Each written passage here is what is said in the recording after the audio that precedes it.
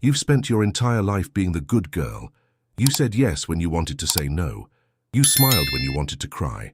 You made yourself small when you wanted to take up space. You prioritized everyone else's comfort over your own truth. And now, decades later, you're successful, well-liked, respected, but you feel like you're living someone else's life. Deep inside, there's a little girl who's terrified of what might happen if she shows up as she really is. What if people don't like the real you? What if you're too much? What if you're not enough? This isn't just about people-pleasing. This is about a wounded inner child who learned that authenticity was dangerous, that love was conditional, that survival meant being perfect. Today we're going to explore Carl Jung's revolutionary understanding of why your inner child is afraid to be authentic, and how healing this fear can finally set you free to live as the woman you were always meant to be. The prison of perfection. You learned early that being good kept you safe. Maybe it was the way your parents' faces lit up when you achieved something, or how the tension in the room dissolved when you behaved perfectly. Perhaps it was the subtle message that love was something you had to earn, not something you inherently deserved.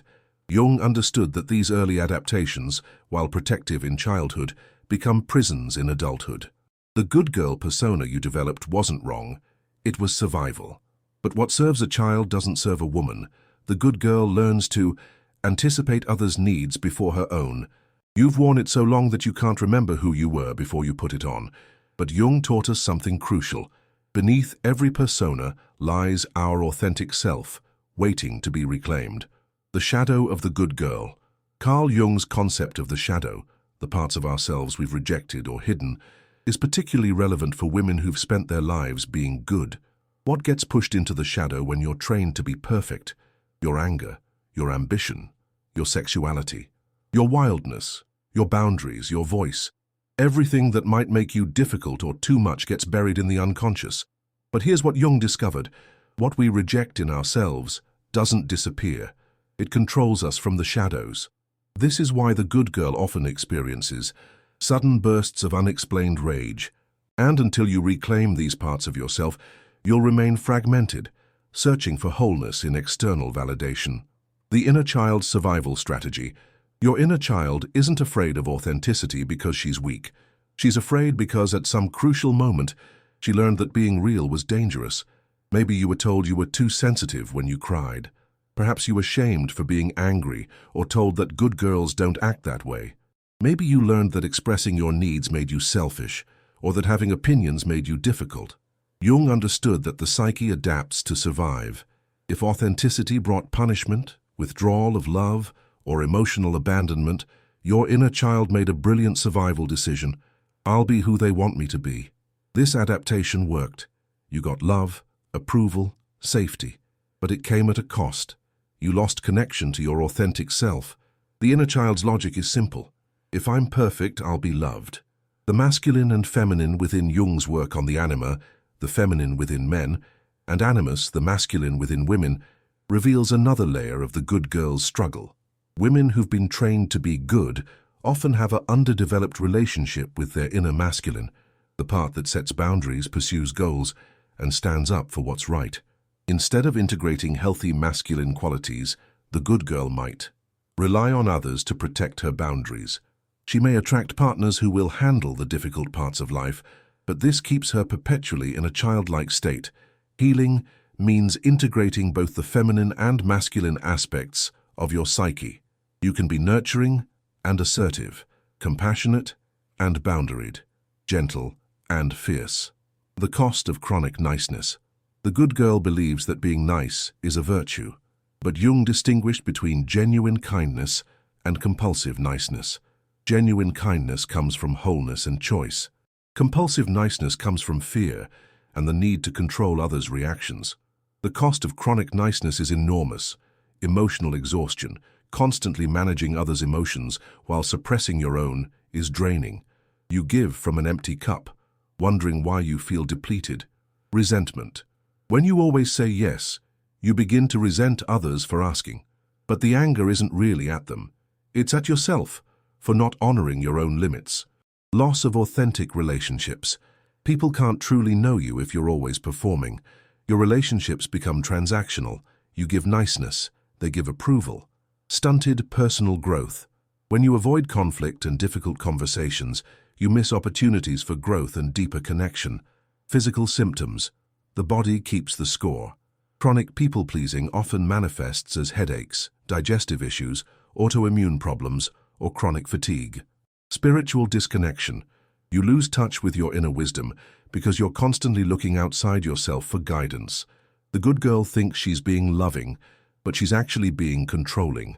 She's trying to control others' reactions to avoid experiencing her own discomfort with disapproval.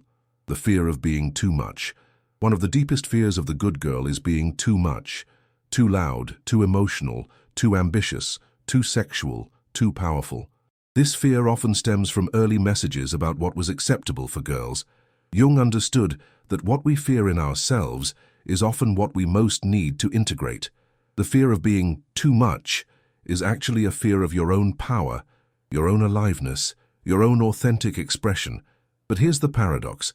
When you're afraid of being too much, you become too little. You shrink, you dim your light, you make yourself small, and in doing so, you rob the world of your unique gifts. The woman who's afraid of being too much often speaks quietly and apologetically. Your fullness is not a problem to be solved, but a gift to be shared. The authentic self, beneath the mask. Jung believed that beneath every persona lies the authentic self, what he called the self with a capital S. This isn't the ego or the personality you've constructed, but the deeper essence of who you are beyond conditioning and adaptations. For the good girl, discovering this authentic self can be terrifying because it means letting go of the identity that has provided safety and approval. But it's also liberating because it means coming home to yourself. The authentic self is honest about her feelings and needs. When you're connected to your authentic self, you can be genuinely caring rather than compulsively nice, truly supportive rather than enabling, and deeply loving rather than people-pleasing. The shadow work of the good girl. To heal the good girl, you must do shadow work, consciously reclaiming the parts of yourself you've rejected or hidden. This isn't about becoming the opposite of who you've been, but about integrating the fullness of who you are. Reclaiming your anger. Anger is often the most suppressed emotion in good girls. You've been taught that anger is unladylike, destructive, or dangerous. But anger is actually a healthy emotion that signals when your boundaries have been crossed or your values have been violated. Learning to feel and express anger appropriately is crucial for authenticity. Embracing your ambition. Many good girls have been taught that ambition is unfeminine or selfish. But ambition is simply the energy of growth and expansion. You're allowed to want things, to pursue goals, to take up space in the world. Honoring your sexuality. The good girl often has a complicated relationship with her sexual energy. She may suppress it to be pure, or use it to please others rather than honor her own desires. Reclaiming your sexuality means owning your desires and expressing them authentically. Developing your voice. The good girl often speaks quietly, apologetically, or not at all. Developing your voice means learning to express your thoughts, feelings, and needs clearly and directly, without apology or justification. Setting boundaries. Perhaps the most crucial shadow work for the good girl is learning to set and maintain boundaries. This means saying no without guilt, asking for what you need, and protecting your energy and time. The inner child's healing journey. Your inner child isn't afraid of authenticity because she's inherently fearful. She's afraid because she learned that being real brought pain. Healing her means showing her that it's now safe to be authentic. This process involves validation, acknowledging that her fears made sense given what she experienced. Her adaptations were brilliant survival strategies. Safety, creating internal and external safety, so she can begin to trust that authenticity won't bring the punishment she once experienced. Reparenting, giving her the unconditional love and acceptance she needed, but may not have received. Integration, helping her understand that she's no longer a powerless child, but a capable adult who can handle others' reactions to her authenticity. Permission, explicitly giving her permission to be real, to have needs, to express emotions, to take up space. This isn't a one-time conversation, but an ongoing relationship. Your inner child needs to feel safe with you before she'll risk being authentic with others. The stages of authentic emergence healing. The good girl and embracing authenticity happens in stages. Understanding these stages can help you navigate the process with more patience and self-compassion. Awakening. You begin to recognize that the good girl persona isn't serving you. You feel exhausted from constant people-pleasing and sense that something is missing. This awakening can be triggered by a life event, therapy, or simply reaching a breaking point. Rebellion. You may swing to the opposite extreme, rejecting everything about your good girl persona.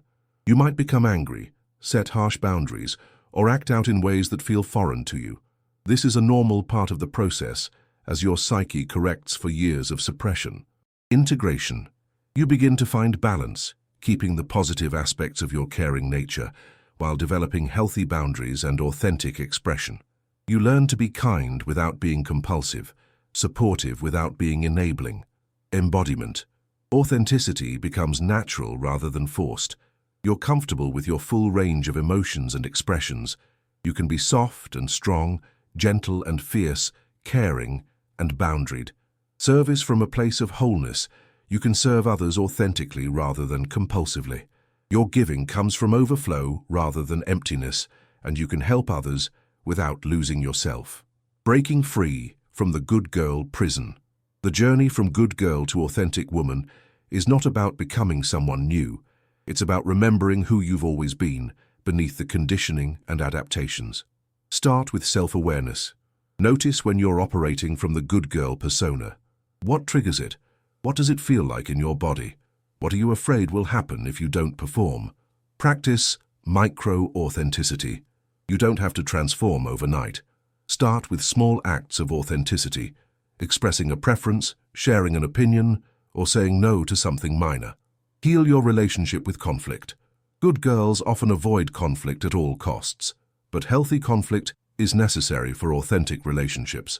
Learn to disagree, to express dissatisfaction, to work through difficulties rather than avoiding them. Develop your internal validation system.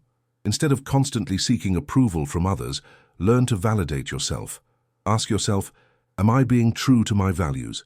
Am I honoring my needs? Am I expressing myself authentically? Embrace your complexity. You're not just nice or mean, good or bad. You're a complex human being with a full range of emotions, desires, and expressions. Allow yourself to be multifaceted. Find your tribe.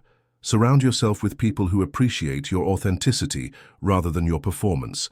These relationships will support your growth and help you feel safe being real. The paradox of authentic relationships. One of the good girl's biggest fears is that authenticity will drive people away. And the truth is, it might. But here's what Jung understood. The people who leave when you become authentic weren't really connected to you anyway.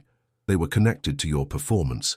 Authentic relationships require two people showing up as they really are. When you're authentic, you attract people who appreciate the real you. The people who matter will celebrate your authenticity. They'll be relieved that they can finally connect with the real you, and you'll discover that being loved for who you are is infinitely more satisfying than being loved for who you pretend to be. Reclaiming your feminine power. The good girl often has a distorted relationship with feminine power. She may see it as manipulative, threatening, or dangerous. But Jung understood that feminine power is not about dominance. It's about receptivity, intuition, creativity, and the ability to nurture life. Reclaiming your feminine power means trusting your intuition even when it doesn't make logical sense. Respond to life from wholeness rather than fragmentation. The somatic experience of authenticity. Authenticity isn't just a mental concept. It's a felt experience in the body. The good girl often lives disconnected from her body, which holds the wisdom of her authentic self. When you're being authentic, you might notice a sense of expansion rather than contraction. You might feel tightness in your chest or throat. For the good girl, embracing authenticity is about aligning with your soul's purpose rather than just meeting external expectations. This spiritual dimension involves connecting with something greater than yourself. Your wholeness contributes to the collective healing. Practical steps for daily authenticity. Healing the good girl isn't just about inner work. It requires practical changes in how you show up in the world. Morning intention. Start each day by asking yourself, how can I be more authentic today? Set an intention to honor your truth in at least one interaction. Emotional check-ins. Throughout the day, pause and ask, what am I really feeling right now? What do I need? Honor these feelings and needs rather than suppressing them. Boundary practice. Each day, practice one small boundary. This might be saying no to a request, expressing a preference, or asking for what you need. Voice development. Find your voice by expressing your thoughts and opinions. Start small. Share your preference for a restaurant or express your opinion about a movie. Body awareness. Notice how your body feels when you're being authentic versus when you're performing. Use these somatic cues to guide your choices. Relationship audit. Examine your relationships. Which ones support your authenticity? Which ones require you to perform? Begin shifting the energy in these relationships. The courage to disappoint. Perhaps the most challenging aspect of healing the good girl is developing the courage to disappoint others. Your inner child is terrified of disappointment because she learned that disappointing others meant losing love. But Jung taught us that disappointment is inevitable in authentic relationships. When you're trying to never disappoint anyone, you're guaranteeing that you'll disappoint yourself. Developing the courage to disappoint means recognizing that you can't control others' reactions. It means being honest about your needs, boundaries, and limitations, even when others might prefer you to be different. The ripple effect of authenticity. When you heal the good girl and embrace authenticity, the impact extends far beyond your personal life. Your transformation creates ripples that touch everyone around you. Your family. Your authenticity models healthy boundaries and self-respect for your children. It shows them that they don't have to earn love through performance. Your relationships. Your authenticity invites others to be real. It creates space for deeper, more meaningful connections. Your work. Your authenticity brings your unique gifts to your career. It allows you to contribute in ways that feel aligned with your values. Your community. Your authenticity contributes to a culture where people feel safe being themselves. It challenges the collective conditioning that keeps us small. The collective. Every person who chooses authenticity over performance contributes to the evolution of consciousness. Your healing helps heal the world. The return to your true self. Healing. The good girl is not about becoming someone new. It's about remembering who you've always been beneath the conditioning, beneath the adaptations, beneath the fear. Your inner child isn't afraid of authenticity because she's weak. She's afraid because she learned that being real was dangerous. But you're not a child anymore. You have the power to create safety for yourself. You have the wisdom to know that your worth isn't dependent on others' approval. The journey from good girl to authentic woman is sacred work. It's the work of reclaiming your wholeness, integrating your shadow, and living from your truth. It's the work of healing not just yourself, but the generations that came before you and the ones that will come after. Jung believed that the goal of life is individuation, becoming who you truly are. For the woman who spent her life being good, this means having the courage to be real. It means showing up as you are, feeling what you feel, saying what you mean, and trusting that your authenticity is a gift to the world. Your inner child is ready to be free. She's ready to laugh without permission, to cry without apology, to shine without dimming herself for others' comfort. She's ready to be authentic. The question is, are you ready to let her? If this message resonates with you, if you recognize the good girl within yourself, if you're ready to begin the journey home to authenticity, leave a comment below. I am ready to be authentic. This isn't just a comment, it's a declaration to your inner child that it's safe to be real. It's a commitment to honoring your truth even when it's uncomfortable. It's the first step toward living as the woman you were always meant to be. And if this content has touched your heart, if it sparked something within you, consider supporting this work by clicking the thank you button below. Your support allows us to continue creating content that helps people heal, grow, and remember their authentic selves. Thank you for having the courage to look within. Thank you for choosing authenticity over performance. Thank you for being ready to let your inner child be free. See you in the next video.